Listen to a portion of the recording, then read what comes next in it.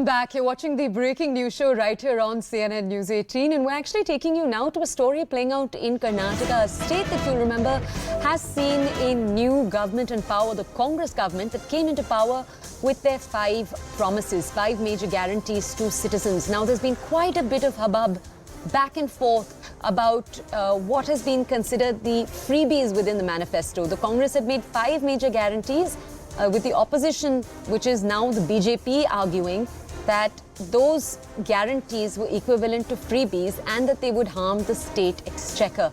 Now we're learning that there has been an incident regarding the promises, with an employee from the Karnataka Electricity Board actually being attacked in the Kalaburgi district. Now, how this relates to the Congress's manifesto promise, at least according to reports on the ground that we're getting, is that you might remember that the Congress in their manifesto for Karnataka had said that households would receive 200 units of free power.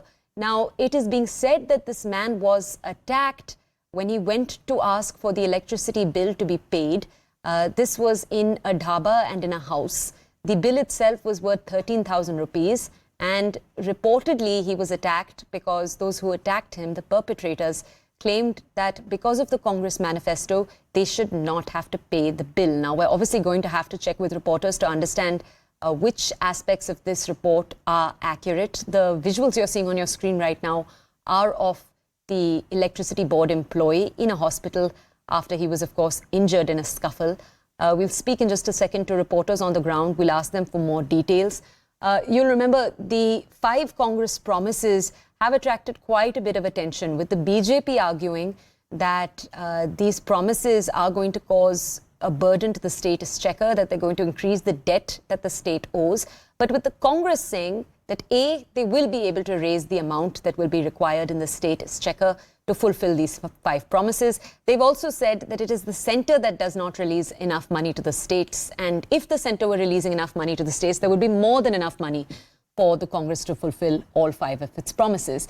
Now, my colleague Ritu is with us right now. Ritu, tell us, what details of this story can we confirm for our audiences? The aspect of the story where we're saying that the man who worked for the electricity board was attacked by perpetrators who said that the Congress needed to fulfill its promise and that electricity should be free for the first 200 units. Is that story in its entirety true? Could you tell us first, and then we'll ask you more questions? Well, so this is the incident that took place in the Kalaburgi district, where the consumer allegedly assaulted the JES firm engineer and also a lineman there for asking him to pay the electricity bill. So yes, we reached out to him saying that his bill of that huge amount was pending from a long time and he had to clear it. So what we are also given to understand is that this particular man, he also allegedly cited the Congress guarantees as in the reason, saying that he won't be clearing those bills. So thereafter, these both the employees of the electricity bill, the electricity supply corporation, there had to request this particular man, saying that it is a pending bill and a previous bill, and that needs to be cleared firstly, and secondly that the government hasn't put out any kind of an official notification for that matter right now, and whatever that will be also promised by the government will be for the upcoming bills and not for those of the previous bills. So wherein they try and make him understand, so that's when the word of words broke between both the employees and the consumer, and there he went on to allegedly assault both of them. And now what we are also given to understand is that yes, one of them is admitted in the hospital because he met with serious injuries, and another one also met with slight quick injuries. Clarifying question though, has the Congress said that the promises have been implemented already? Do citizens need to wait for the government to announce that? You see, that will of course be announced in the cabinet meeting. So the cabinet meeting was supposed to take place today. But yes, yesterday in the pre-cabinet meeting that the Karnataka Chief Minister Siddaramaiah decided to postpone it to the Friday. So that means it will take place tomorrow.